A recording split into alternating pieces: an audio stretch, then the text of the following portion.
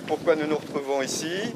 Aujourd'hui, dans toute la France, enfin partout où ça a été possible de l'organiser aussi rapidement, les citoyens et citoyennes qui estiment que le risque nucléaire n'est pas une spécialité japonaise, mais également une spécialité française potentielle, puisque pas loin de chez nous, le 27 décembre 1999, la centrale de Brouët-Saint-Louis a été inondée par un peu plus de 100 000 mètres cubes d'eau de Gironde, qui a été poussée par le vent de l'ouragan qui a traversé la France, comme vous le savez, cette fois-là.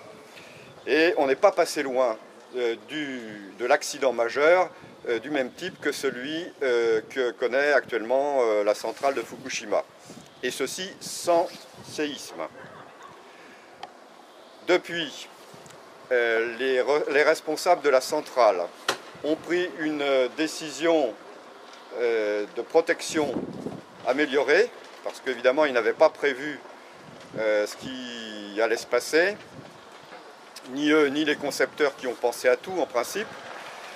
Et ils ont augmenté de 1 mètre de hauteur la digue en terre qui protège la centrale.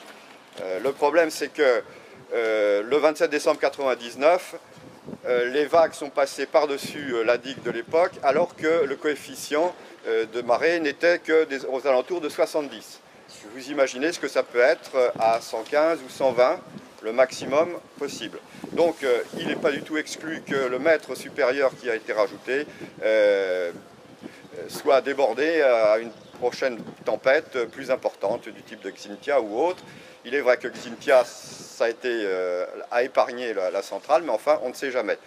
D'une manière générale, toutes les centrales sont menacées par la proximité de l'eau, parce qu'il y en a un certain nombre qui sont construites en bordure de mer, tout simplement parce qu'il faut une quantité importante d'eau pour refroidir le cœur. Et si vous avez remarqué, dans les centrales, il y a toujours des tours de refroidissement qui expédient dans l'air beaucoup de vapeur d'eau, ce qui, entre parenthèses, donc, réchauffe le climat.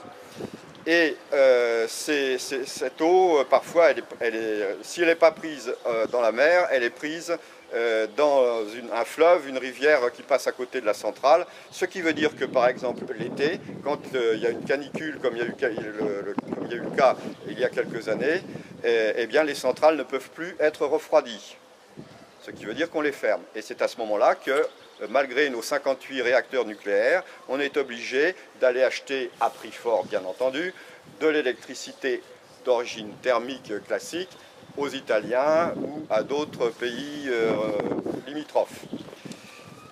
Donc, ces centrales sont menacées en permanence, soit par un manque d'eau, soit par un excès d'eau, soit par un risque sismique, parce qu'il y en a un certain nombre qui sont construites aussi sur une zone sismique. Par exemple, la centrale de Fessenheim, la plus vieille de France, qui est en fonctionnement toujours actuellement au-delà des 30 ans, au bout desquels normalement elle aurait dû être arrêtée. Elle est donc dans la plaine d'Alsace, qui a connu autrefois, et ça peut revenir, un séisme et une série de séismes très importants.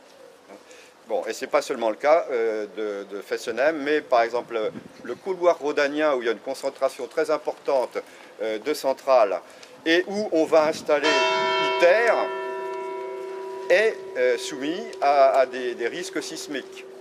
Alors, il y a des périodes dans les séismes qui sont moins importantes, où les séismes sont moins importants que d'autres, mais ça peut très bien revenir.